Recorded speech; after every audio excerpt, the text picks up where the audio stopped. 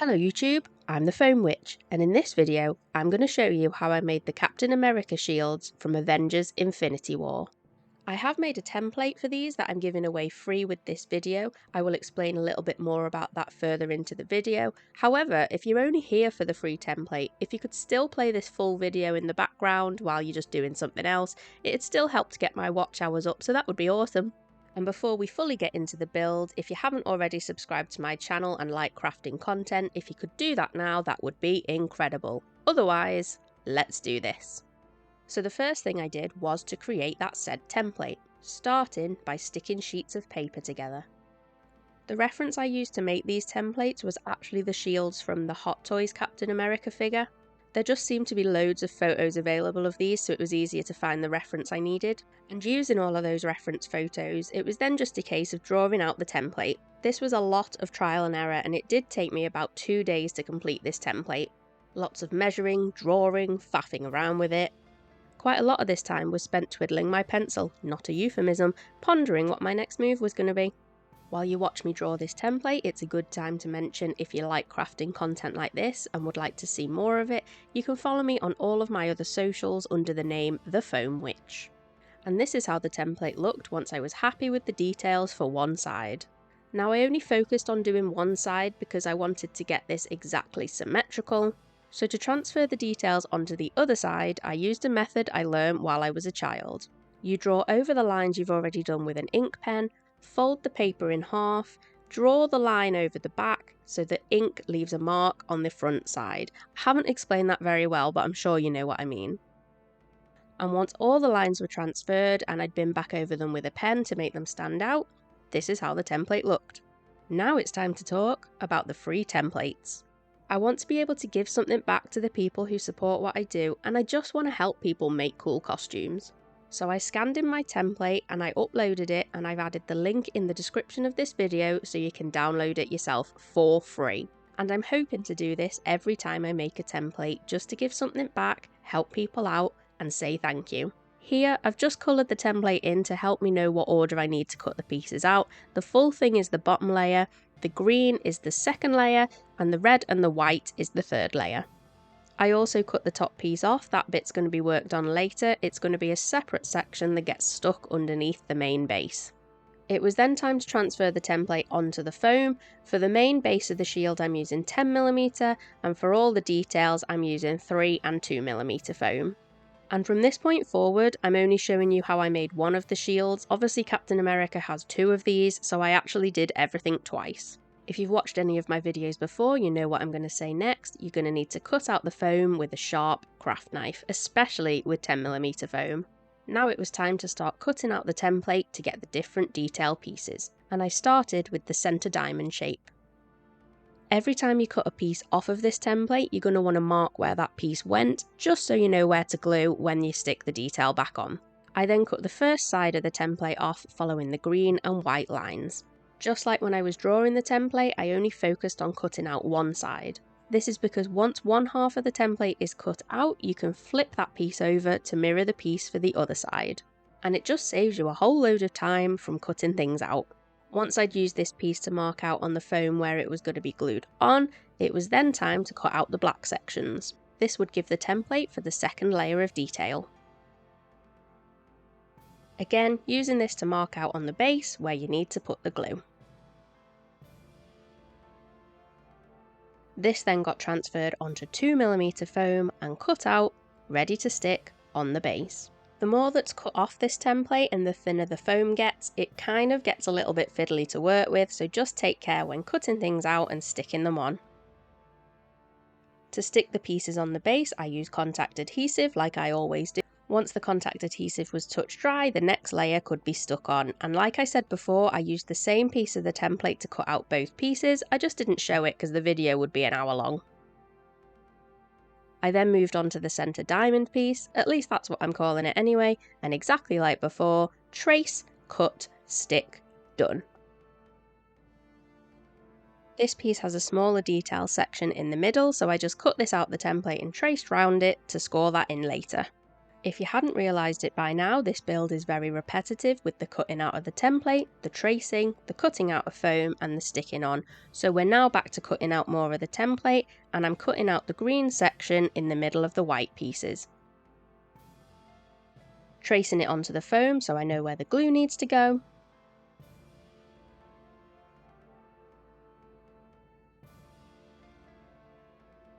And then cutting off any remaining green parts of the template.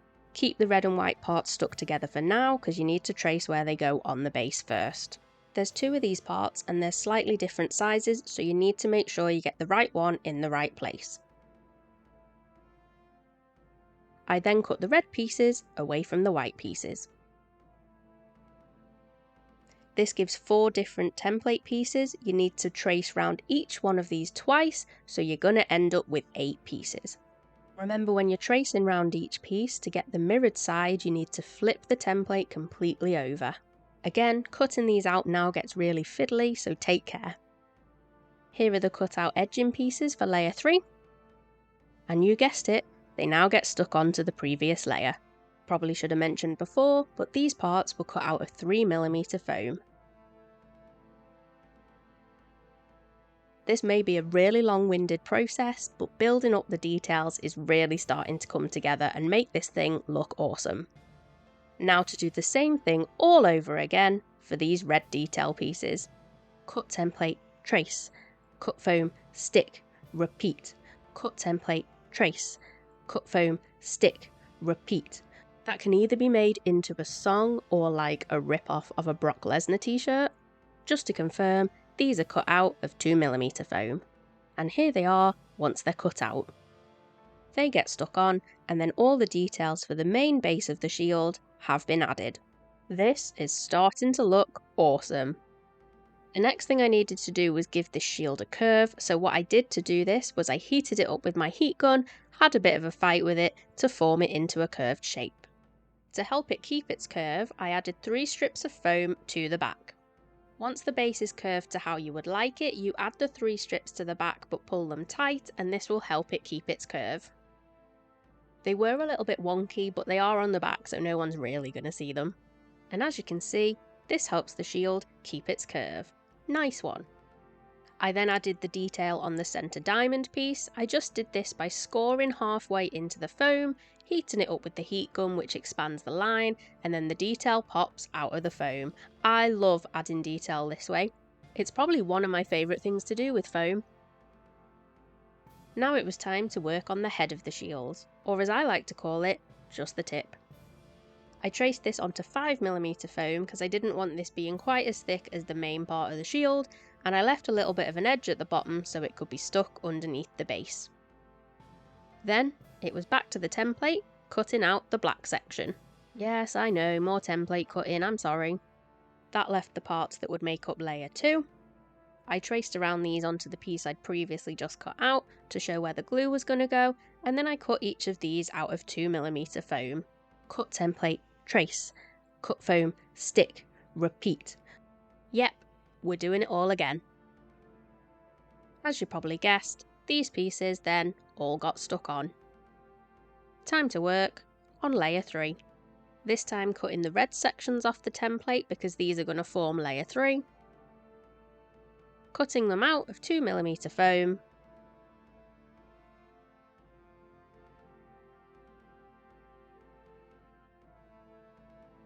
And then sticking them down to add the final bit of details onto the shield.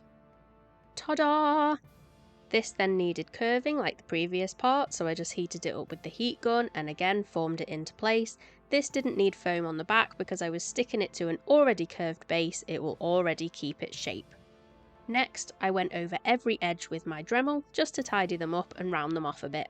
And that, my friends, was an awful lot of sanding and took a very long time.